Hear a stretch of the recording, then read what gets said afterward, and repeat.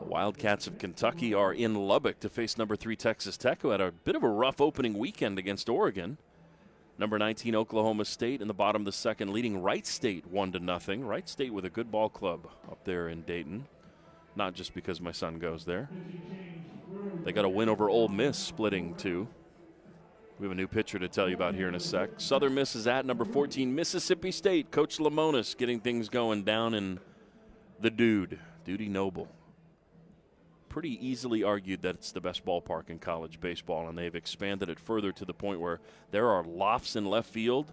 Man, if we put those lofts here at Patterson, I would live there in a heartbeat. They are gorgeous if you have not seen them. Would love to go there someday. We'll get to some ACC scores in a bit, but we do have a new pitcher for the Brown Bears, number 6, Pat Petteruti. Petteruti is sophomore lefty, standing 6 foot 185 from East Greenwich, Rhode Island, Moses Brown High School. His dad and sister both Brown graduates, and his brother went to Harvard. Such an underachieving family. Man, it's crazy how many of these kids have family members that were also people that went to Ivy League schools. Ryland Pade has a dad that threw the javelin at Harvard. His sister went to Washington University in St. Louis, which is no slouch, and his brother played tennis at Stanford. He's not alone. There's a number of these guys that have multiple relatives that are also Ivy Leaguers. So Petteruti, the new arm. First pitch swinging. Levy sends one up the middle, and the shortstop, Chufo, to his right, will glove and throw him out. 1 pitch, 1 out. That's a great way to start your season if you're a young pitcher. 6-3 for Levy, who is 0 for 3, and has been retired on the first pitch every time up. So maybe a little too antsy to get things going, or thinking the best pitch he's going to see is the first one. Petteruti 0-1, an 8.31 ERA, 7 appearances, 2 starts, just 8 2/3 innings last year. He gave up 10 hits and 12 walks and hit 4. So some control issues as he delivers ball 1 to Henry Davis. Davis, fielder's choice to end the second. RBI ground out in the 4th. We're in the bottom of the 6th inning. The Cards have a 5-0 lead. Reed Detmer's the story with 11 strikeouts through 6 innings. A walk, the only base runner. Called strike on a fastball evens the count at 1-1. Now that we've caught you up a little bit, back to the scores. In ACC action, Virginia taking on Villanova out in Charlottesville, 7-1 Hoos, top of the 8th. The 1-1. Good breaking ball there, snaps over for a strike. 1-2 to Davis. Notre Dame and Eastern Michigan are playing down in San Antonio, scoreless bottom 2. I think the weather down in San Antonio probably a bit nicer than South Bend and Ypsilanti, Eastern, Kalamazoo. Gosh, I don't know my directionals very well. It's embarrassing. The 1-2. Misses high, 2 balls and 2 strikes. I'll try to look that one up. Kent State and NC State are in Myrtle Beach, South Carolina, and scoreless in the bottom of the 2nd. And then everything else is later today, and it's a full slate. Pitt against USC Upstate, Northwestern at Duke, UCLA visiting Georgia Tech. The Bruins ranked 4th in the nation. It's a big trip for them to come out. 1 out, nobody on. The 2-2 pitch. Fouled out of play by Davis. Youngstown State visiting Tallahassee and the 13th ranked Seminoles in Mike Martin, number 11's final go. His 40th and final season as the head coach of the Noles. Still seeking that first national title. I don't often cheer for another school to win a national title, especially a conference program. But if the Cards can't win it this year, I would be willing to concede it to old number 11. The 2-2 again. Weighted on and sent high in the air to left field. Delano doesn't have to move a whole lot to catch this one well shy of the track, and there's 2 away.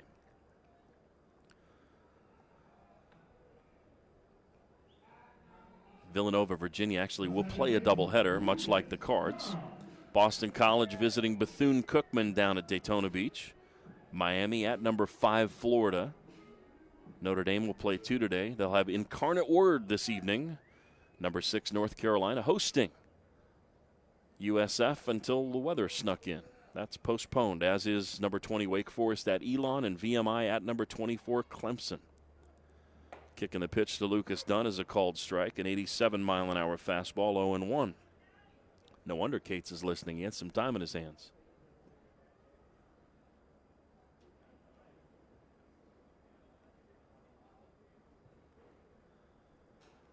Dunn, a good day. A walk, reached on an error, an RBI single, 3 runs scored. Can't ask much more from the leadoff man as he works the count to 1-1. Lucas Dunn wearing number 7 this year. He wore number 39 last year from Panama City Beach, Florida, a sophomore. And as you heard Dan in the pregame, he can do anything. He's also fluent in German. Played for Team Germany in the World Cup in Mexico. 2 out, bases clear. 5-0 Cards, the 1-1 to Dunn. Nips the outside edge, 1-2. I do owe you one other thing, and that is the line on Garner. 5 innings, 5 runs, but just 1 of those earned. He scattered 7 hits, walked a pair, and struck out 1. Had a wild pitch and a hit batter. 82 pitches, 52 strikes. Really good effort by Garner. Defense killed him. The 1-2. Sent to the right side, base hit. Dunn didn't get a whole lot of that one. The exit velo is not going to light up the radar, but again, effective nonetheless as he just rolls one through the right side of the infield for his 2nd hit of the day. And he's been on base all 4 times. So as good as he is, Snyder, 3 for 3. They have been the offensive stalwarts today, right at the top of the order, and good to see from Jake. Jake had a bit of a rough weekend down in Lakeland. By all accounts, the Tigers facility is spectacular down there, as you would expect. Here's a rocket into right field, base hit. Gimme 4. Jake Snyder is 4 for 4 as the throw comes in from the right fielder Ferris to the second base bag, where Dunn had stopped. And a little 2-out something going on against Petteruti here, the new arm for the Brown Bears. This is the bottom of the 6th inning, and now we're going to check on Snyder and see how many 4-hit games he enjoyed last year. Did he enjoy any? No, he did not. 8 3-hit games. The first 4-hit game of Jake Snyder's career. Couldn't have come at a better time.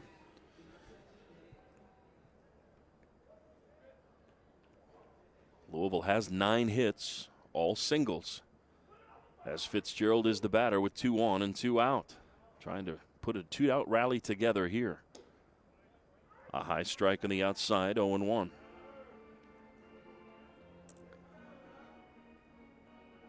I'll go to the NOAA weather site just to see. We've nudged up a degree. It's 47. Starting to heat up out there a little bit. Wouldn't know it by the clothes the fans are wearing. Look to the runner at second. Runners go. Pitch is taken in the dirt, and everybody's going to have a bag stolen without a throw. Dunn swipes third for his first steal of the year. Snyder his 2nd of the day. And 2 in scoring position for Tyler Fitzgerald. The count evening at 1-1. Dan McDonnell has a Kreskin-like way of knowing pitches to run on. Same thing in the other way. He knows when to pitch out. It's uncanny. He and Roger Williams both. The 1-1. Into center field, base hit. Dunn has scored. Here comes Snyder. He scores without a throw. Fitzgerald is driven in 2 with a single, and the Cards lead it 7-0. Tyler with his 2nd hit of the game, RBI 2 and 3. And with 2 out, back-to-back singles with the double steal setting up an extra run there. So Petteruti, a nice job through the first 2 batters. But that top of the order, at the top of the order for a reason.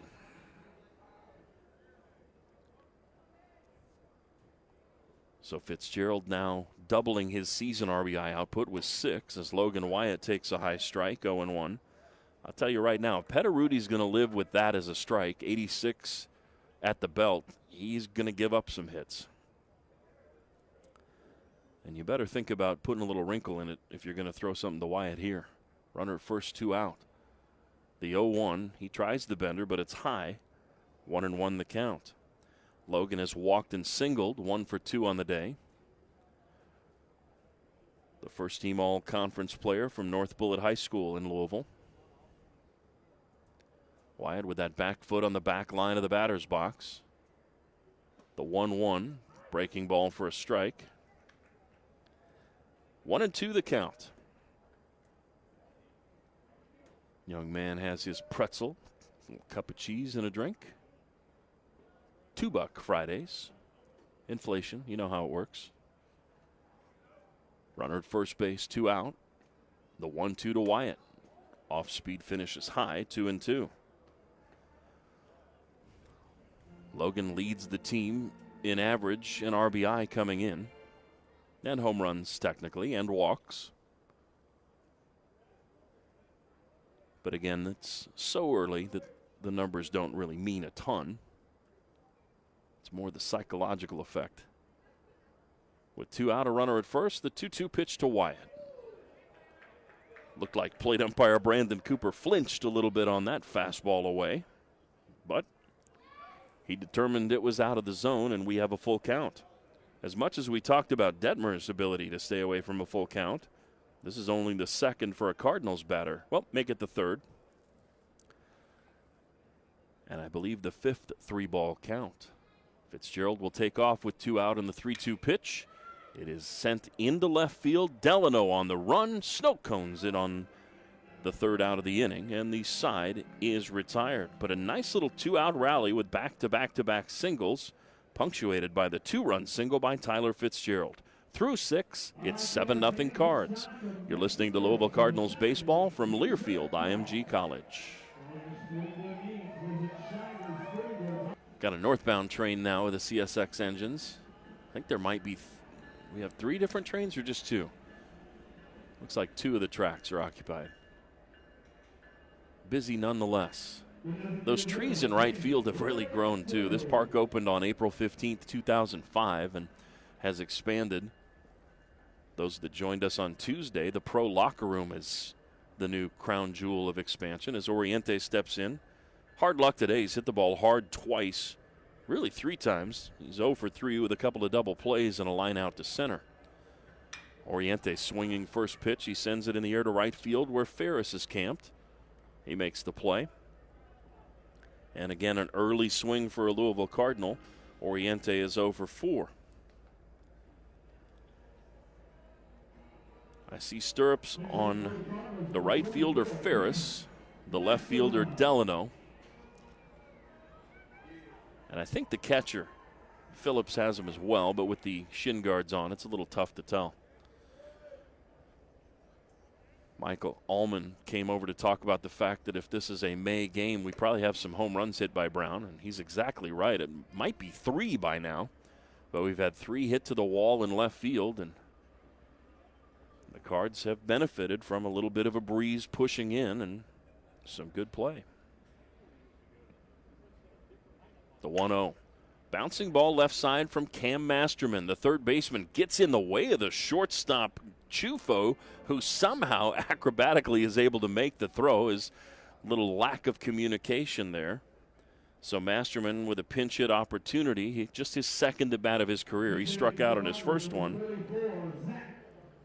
And here's Zach Britton. So my apologies as Masterman snuck in there, and I'm rambling on about something else. Young man from North Oldham High School, prospect. Masterman near his hometown with a pinch hit appearance here in the bottom of the 7th inning. And now it is Zach Britton in for Stringer. Number 34 on Britton's back. Batesville, Indiana, the same hometown as Sunday starter Brian Hoeing. So 2 out, nobody on. And Britton zings this one foul down the first base line as Adam Vrabel gives a little Olay look. So it's going to be an entirely new outfield. The question is who goes where? I'm thinking Britton will go to right field. Masterman may very well go to left with Dunn's spot now in center. Off-speed finishes high from Petteruti. The count 1-1 to Zach Britton. Britton 1 for the season. It's a big one, a 3-run home run. 1 for 7. Getting the pinch hit chance here. Bases empty, 2 out. 7-0 Cards, the 1-1. Drilled. Diving stab by Gins, the second baseman, who makes the play and robs Britton of a base hit. Some hard luck for both teams. A 1-2-3 inning for Petteruti and the Bears. To the 8th we go. Cards lead at 7-0. This is Louisville baseball from Learfield, IMG College.